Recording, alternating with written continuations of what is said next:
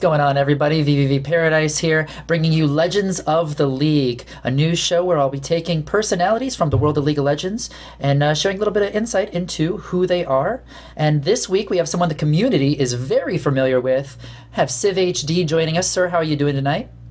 I'm doing absolutely great. I just uploaded a video. Yes. And now I'm being interviewed by someone quite awesome. Aww. So I'm ready for anything.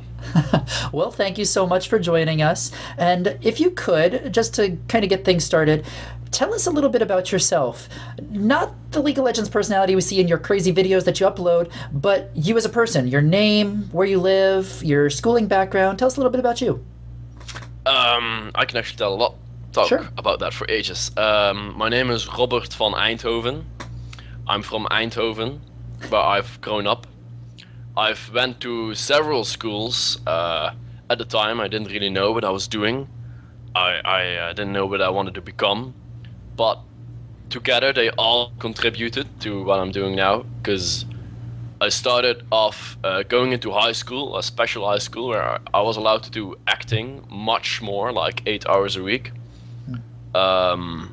Straight after that, I went to film school in a huge city here in Rotterdam, which I didn't really like. So then I went to film school here in Eindhoven, and which was great. But eventually, you get that problem where people are like, you have to become a cameraman for companies, or a video editor for companies, or you know, whatever. Things you don't want to be, because if you like all of them, it's really hard to choose. Eventually, my videos got quite big. I was meeting awesome people. I loved my life. So I decided to go full-time with that and drop the aspect of becoming a cameraman full-time and stuff, or a video editor full-time. So yeah, that's pretty much my background for you there. That's very interesting. I would have had no idea. So we definitely know all about your videos. You've made some really great ones over the past, gosh, year and a half, 2 years. But aside from just the videos, what is it, and I guess this goes back to the name of the show, what is it that made you into a Legend of the League? What was the first thing that got you noticed and started to blow you up to the community? Well, the thing was, I loved League of Legends. I played in the beta, and I played a really long time, and after a while I stopped, played some WoW, and went back to League because it's awesome. And I was playing a lot of Sivir, the old Sivir, not new Sivir. And I was looking into guides on YouTube, and basically back then, it was like 2 years, well, 1.5 years ago, all guides consisted of entire games unedited, with someone just boring saying what he thinks about the champion. And with my film school background, with my acting, with my how I felt it should be done, I just started scripting my own guides about it. So I started with Sivir. I loved that, and then I made some more. Yeah. That's a really good way to put it. And speaking of making some more, you just put a new one up right before we started recording this. You just mentioned that before.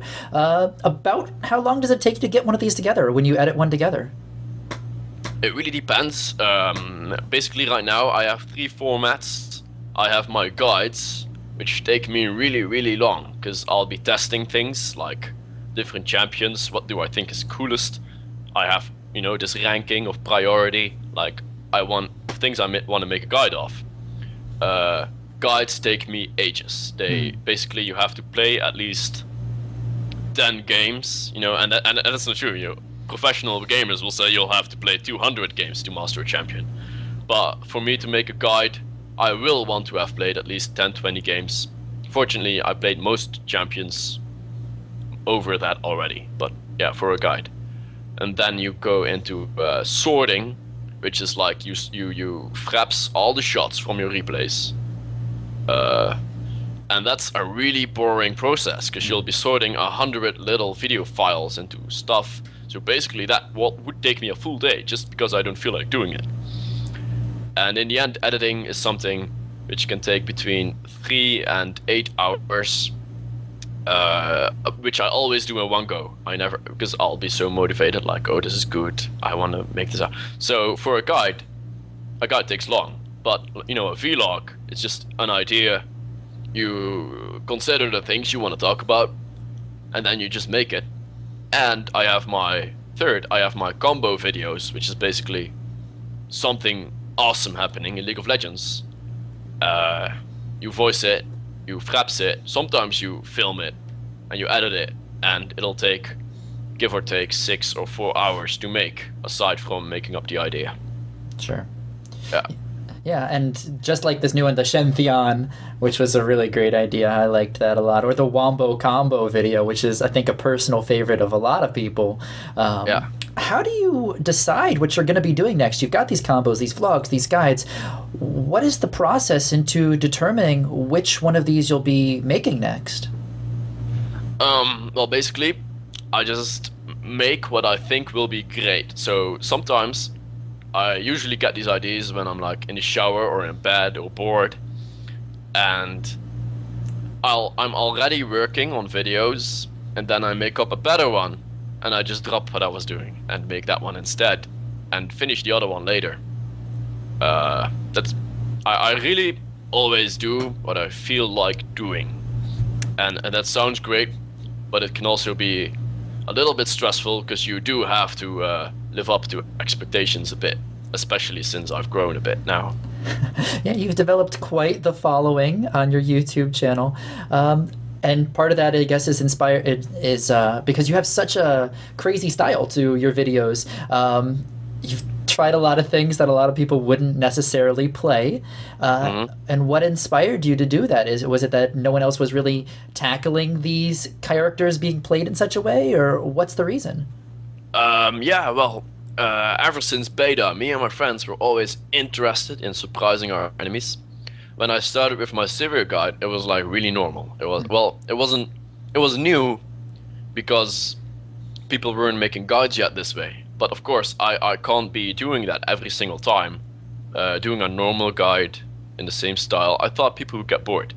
So after a while, I was starting on my Ezreal guide, and I wasn't very confident yet because I played him AP all the time, and it wasn't, even back then, it wasn't that popular. So I just made it like about both AD and AP, and it was received really well. So after a while, I got more confident and just started building into stuff I think is awesome and great more and more. And it was actually like new stuff, you know. Sometimes for people, like when you, I'm talking really in a weird way right now, but when you release something really weird, like Atmog's Fate or whatever, it almost feels like you're giving the community a new champion to play with, because it's completely different from playing AP Twisted Fate. So that's a lot of fun for me, and it almost feels like an honor. Yeah, and it's been received so well compared to boring stuff. So I just keep on doing that. Yeah, who wants to play normal anyways, right? I mean... Yeah.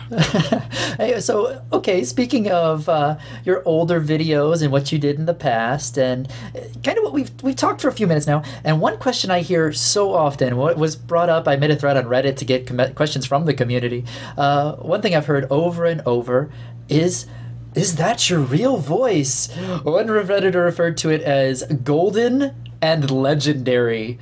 And and yeah, way back in the first videos, it was a little bit deeper. So was that style? Then you just kind of changed that over time, or? Well, in acting lessons, school, and stuff like that, you really learn to have your way with your voice. So when I made that first video, I wanted it to be absurd, awesome, great, different from everything else. So I went as deep as I can cut. So, but after a while, I felt like I shouldn't be going as deep as I can go anymore, because, you know, people will get annoyed. It's like over-styled too much. So for like a one-time thing, that's great. But if you're making a series and you want to make people watch hundreds of your videos, you can't keep doing that, because it's like eating the same cornflakes every morning. You just don't want to do that. So I've been slowly building towards my more natural voice, which you're hearing now. Kind of. Kind of. This is like my theatrical, I want to talk about important stuff voice. It's not, yeah. So it would be my real voice that you hear in my newest stuff. But like in my first videos, I definitely go as low as I can go. So that would make it my real voice, but it's not how I usually talk. Gotcha. Yeah, and I figured as much. But, you know, most people did want to know. And another thing that I've seen brought up quite a bit as well is that you are involved currently with Curse. And we've seen that you have some sponsors. SteelSeries, of course. We're both wearing the same headset. Kudos there. Love SteelSeries. What exactly is the nature of your relationship with Curse? What is it that you do with them? Tell us a little bit about your relationship.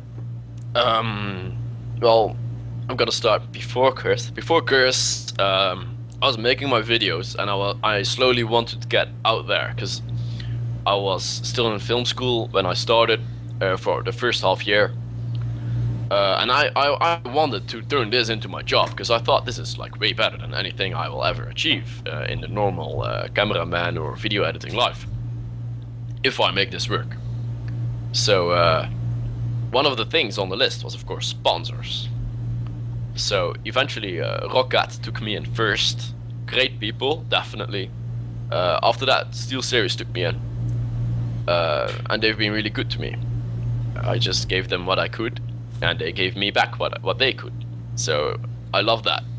After that, SteelSeries partnered me on YouTube, which is a great company. I'm in good contact with everyone, like the boss, with the teams, and I just absolutely love Curse, and they've been giving me everything I need. So I pretty much dropped my other sponsors. I'm not saying whether it's permanently or not, but for now it's been great, and yeah, I think that's all I can say about Curse. It's just love them. Awesome. That's really cool to hear.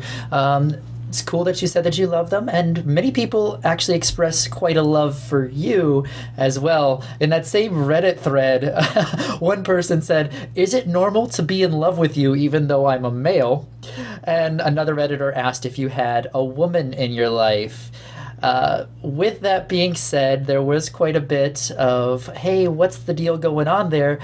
Do you care to share the news and spare any more hearts from breaking? Oh, I like that. What was the finger across the lips? That was preparation. I can feel it. Yeah, no, I have a girlfriend, Sjokz, Avia. She's the content manager for SK. Great girl. I'm not sure what to say about that. It's just, she's great. She's like, well, I don't know where she just met. She was here just now. Aw, that's a darn shame. She should have come in and said hi. Yeah. But just bringing that up, since she works with SK, you're affiliated with Curse, does this ever interfere with anything in any way? Yeah, we're like Romeo and Juliet, and whenever we're there, like, our bosses will be firing crossbows. No, that's not true. But they know, and it's great. It's fine. Well, with that being said, I mean, this is, I guess, what, about 3 a.m. for you there while we're recording this right now? Yeah, 3:20. Yeah. Wow. It seems like, and we were talking about this, right? We were talking about recording the video. You're on a little bit of an Americanized sleep schedule. You know, is there a reason for this? Is it for streaming? Is it any reason in particular, or is it just your lifestyle? Well, in general, I ever since I started working for the internet, it's like you eat when you're hungry, you sleep when you're sleepy, and you make videos when you feel creative. The sleep when you're sleepy, kind of, the border is at 7 or 8 a.m. Somehow, your system will go like, that sun's getting really high right now. You should probably go to bed. You know, and everyone you know is like at their jobs. Like, what the fuck are you doing online? So yeah, you just go to bed when you're sleepy, but that just stops there. So right now I'm on a natural American sleep schedule, which is great, because when you wake up by 6, you actually have a hot dinner. So I have no complaints there at all. It's amazing. That's awesome. Now, since you're on the American sleep schedule, but you live currently in the Netherlands, is there any plan in the future that you would possibly think about moving over this way? What kind of work plans do you have in the future? And would you ever consider producing content officially for Riot if they ever approached you?